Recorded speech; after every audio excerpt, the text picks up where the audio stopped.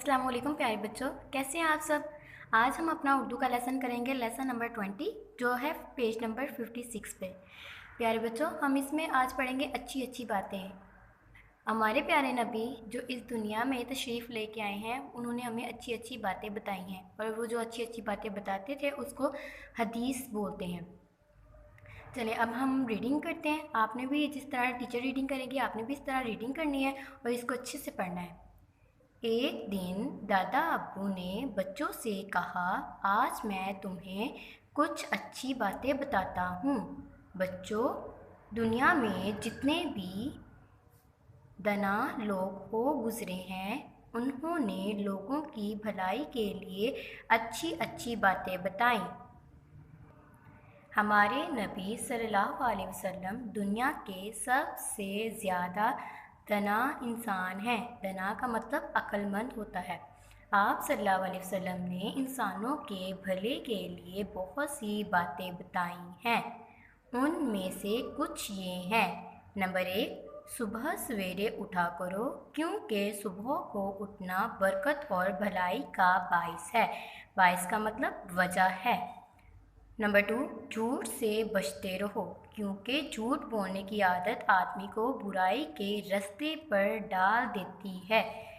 Number 3, इंसानों में सबसे अच्छा इंसान वो है जिसका इखलाक सबसे अच्छा हो। नंबर 4, खुदा के नज़दीक सबसे बुरा शख्स वो है जिसकी बदजुबानी की वजह से लोग उससे मिलना छोड़ दें।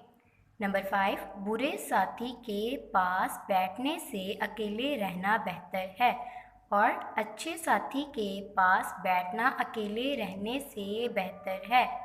नंबर 6, बुरे दोस्तों से बचो, क्योंकि वो तुम्हारी पहचान बन जाते हैं। नंबर 7, वो आदमी खुदा से ज़्यादा करीब है जो इस्लाम में पहल करता है। नंबर 8, किसी को अच्छी बात बताना चुप रहने से बेहतर है और बुरी बात बताने से चुप रहना बेहतर है। नंबर 9, खाने में ऐब ना निकालो। ऐब का मतलब होता है बुराई। बुराई ना निकालो। नापसंद हो तो ना खाओ।